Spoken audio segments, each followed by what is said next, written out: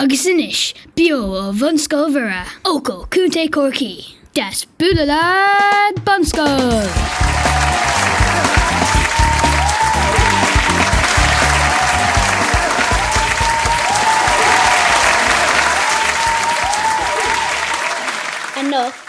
Mr.Coady.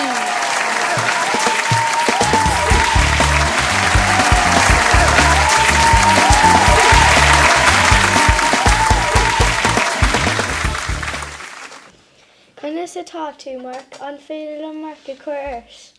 Tá mé go machar maithagóis agus ní féidir. Béidir I rithinn tairg. Cad as dit. Is as ócail Cúnta Chorcaí mé. Cén fág fic tú an múinteoirí mar dó slíomhathe. Well, nóir bhí mé níos óga rinne mé taithí ibre sa Bunscoil, agus just hatan mé go mór le mé. Cad é an sport is fearr leat?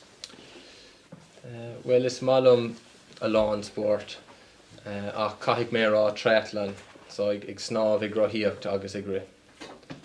Cad é an bia is fearr leat? Ceis má chicken curry le rís agus scalóga. Cad é an dat is fearr leat? An dat is fearlam ná dearg mar jaall Chorcaí agus Arsenal. Nuair me fá iad a bhúntóir, cad a bheoch tú? Cad a bheoch mé.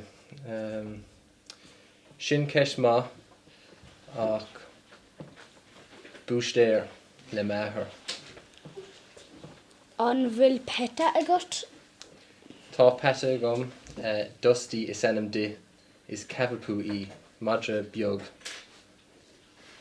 Cén duine cáiliúil bhá leat bualadh leis? Christian Blumenfeld is enam dó.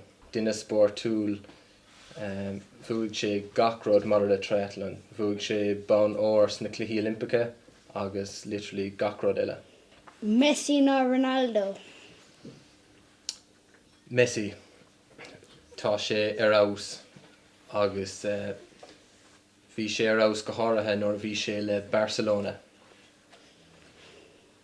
Cad é an ás is fearr leat le dul sira? An bhliain sicáte cúig mé go dtí an Frank agus is bralam Monaco agus Nice. Dá mú fa an crancanáisiúnta cad a dhéanfa?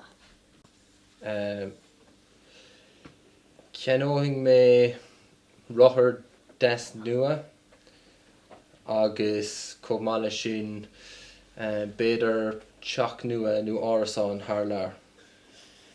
Fios fad, tá an tam suas.